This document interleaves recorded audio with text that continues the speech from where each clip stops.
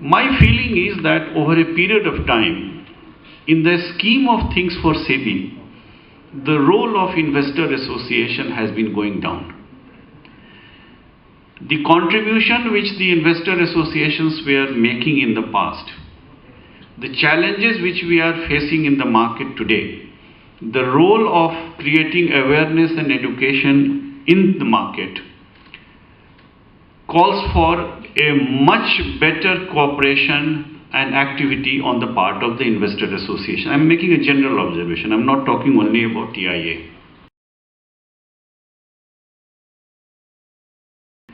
But now the expectations of the people in India and even outside India from the securities market have gone up substantially.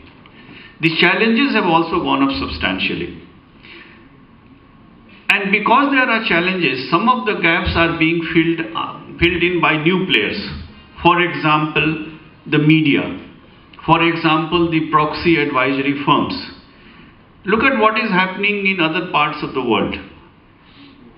Each and every resolution which is being subjected to vote, somebody somewhere is examining that outside that company board, outside that company AGM. Opinions are being expressed.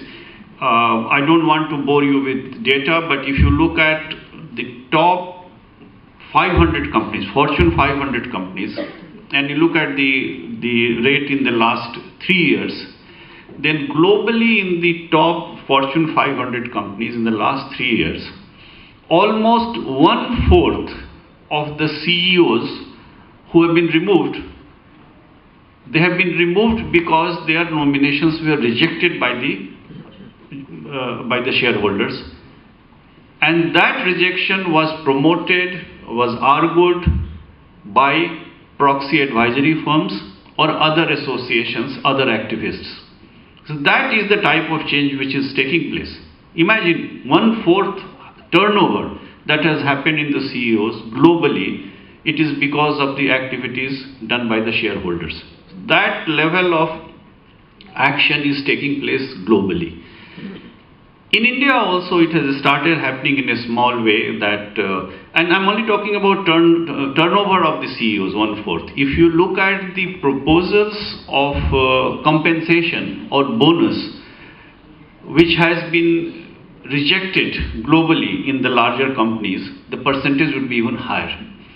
So the shareholders are now raising questions. They are asking questions that why a certain percentage is being recommended. What is the justification? What is it that great that the company has done? I'm sure you're also aware that SEBI has mandated, for example, that the institutional investors like mutual funds, they must vote and they must have a voting policy. So by regulation, we have provided that they must have a voting policy, and they also must declare the outcome of their voting on their website. We have also taken it up with IRDA that they should mandate similarly for the insurance companies.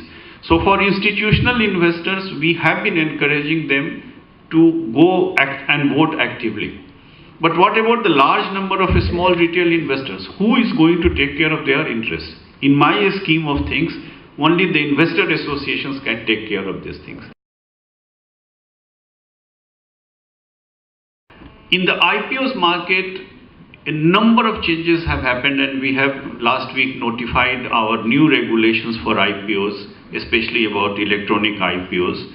And for the first time now, we have made it mandatory that 100% applications will have to be supported by blocked accounts. We saw the data, and we found that almost 99.5% of the applications which were coming in the past IPOs, those applications were from centers where ASBA facility was already available.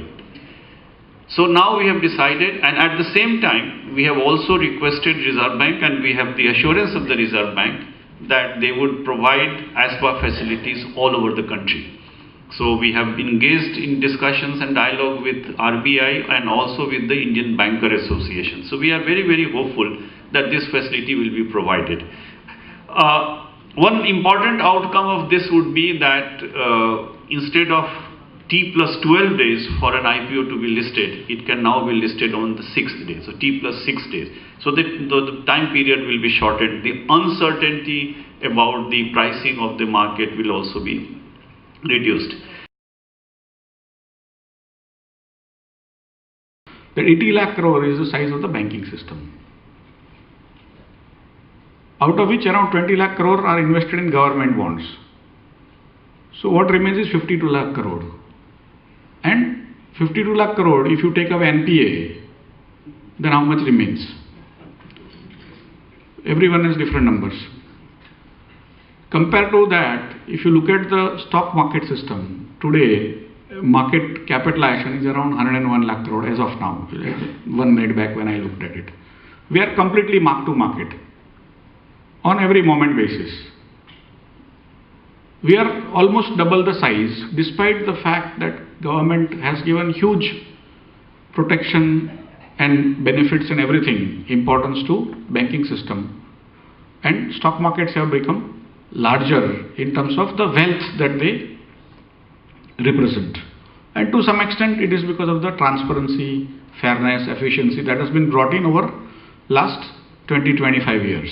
The automation of stock markets was a major step. Derivatives have changed life completely.